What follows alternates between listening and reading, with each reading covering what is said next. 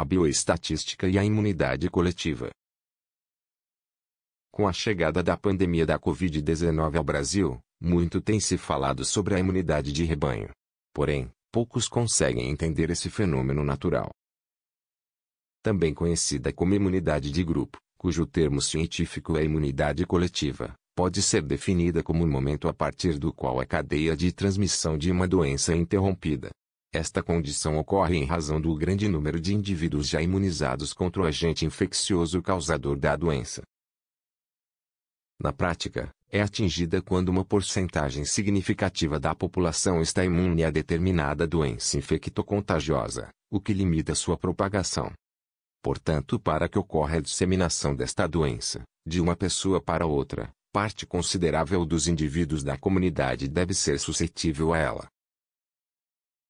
A porcentagem da população que deve ser imune para que ocorra a imunidade coletiva varia de acordo com as características de cada doença. No sarampo, por exemplo, uma doença altamente contagiosa, esta imunidade somente ocorre quando 95% dos indivíduos estão imunizados. O mesmo ocorre com a poliomielite no Brasil.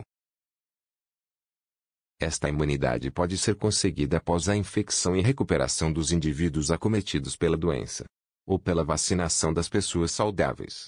Para os casos da infecção pelo coronavírus, os pesquisadores estimam que é atingida quando 60 a 80% dos indivíduos da população são infectados ou vacinados.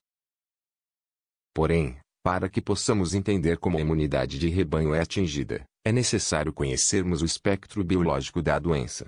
Isto é, como ela se comporta em uma determinada população em relação aos aspectos epidemiológicos, os quais são explicados pelo chamado fenômeno do iceberg. Segundo as leis da hidrodinâmica, uma vez que gelo tem uma densidade ligeiramente menor que a água no estado líquido, os icebergs flutuam, fenômeno explicado pelo princípio de Arquimedes.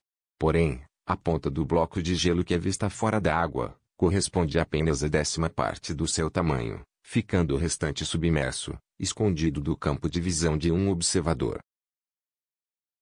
O mesmo ocorre com as doenças, em especial com aquelas de causa infecciosa. Quando estudamos a sua incidência ou a mortalidade em uma população, evidencia-se apenas uma pequena porção de casos clínicos em relação à elevada proporção de infecções inaparentes, que, na maioria das vezes, permanecem não diagnosticadas. No caso do coronavírus, estima-se que a taxa das infecções assintomáticas, ou não diagnosticadas, corresponde cerca de 8 a 10 vezes o número de casos diagnosticados, havendo, portanto, uma subnotificação. Se considerarmos uma taxa de mortalidade de 0,6%, e a taxa de doença diagnosticada igual a 9,3%, a porcentagem de casos invisíveis, ou não diagnosticados, equivale a 90,1%. Isto corresponde somente a 9,9% de casos aparentes. No Brasil, com o total de 22 milhões de casos confirmados, estamos próximo de atingir a imunidade de rebanho.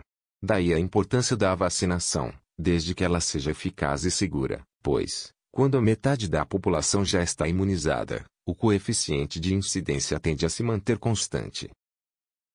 Para melhor compreendermos como isto funciona, podemos observar o esquema. A partir do caso inicial positivo, a doença se espalha para toda a coletividade. Porém, quando a taxa de imunização atinge 50%, os positivos tendem a se manter constantes. Deste momento em diante, o número de casos diminui consideravelmente, até que a doença permanece endêmica na população, ou seja erradicada por uma efetiva campanha de vacinação, como ocorreu com a poliomielite no Brasil.